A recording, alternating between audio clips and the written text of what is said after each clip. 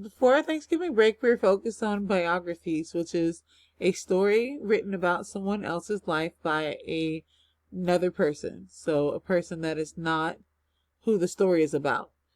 So when we're looking at a biography, we're going to have these things called text features. You guys are familiar with this because we've already learned about it this year. So we're just going to do a review. These are some of the most popular text features that you would possibly see in a biography. So first we have bold print. If your print is dark like this, it is bolded. It is made to stand out. The author wants you to know that word is probably a keyword or a vocabulary word that will be found in the glossary. We'll also have colored print, which could be bold and colored, highlighted, italics, which means it's slanted to the side, just like this, capital letters, or small letters.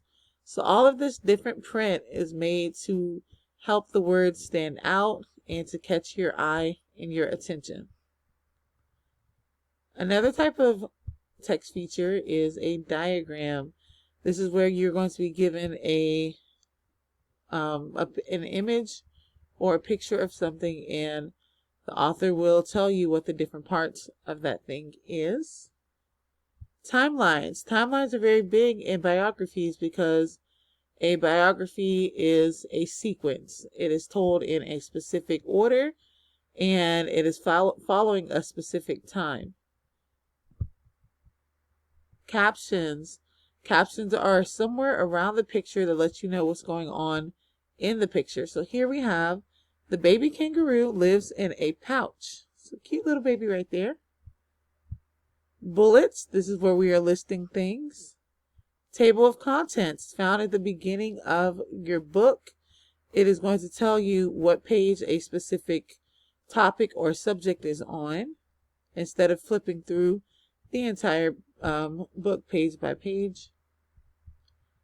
The index is going to be found in the back of the book, usually after the glossary, and this is where you will find a specific page for each word. So if I wanted to learn about the word animals, I would look on any of these pages because this is all of the pages where the word animals was mentioned. Next we have graphs, which I'm going to do charts and graphs together. This is going to be an organized way to look at the data given in the biography. If they're talking about maybe some research that they did or some sort of accomplishment that they reached, they may give it to you through a chart or a graph.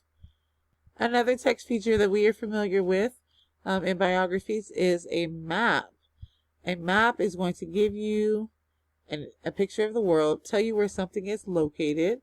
Maybe they're talking about where that person lives or where they grew up.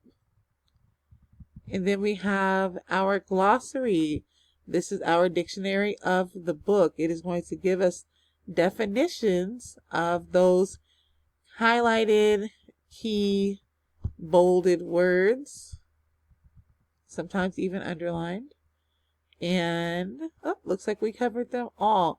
So this is not all of the text features that we have talked about this year, but they are some of the most reoccurring ones. They're ones that we see most often and that we are going to be using and seeing a lot of in the 4th grade.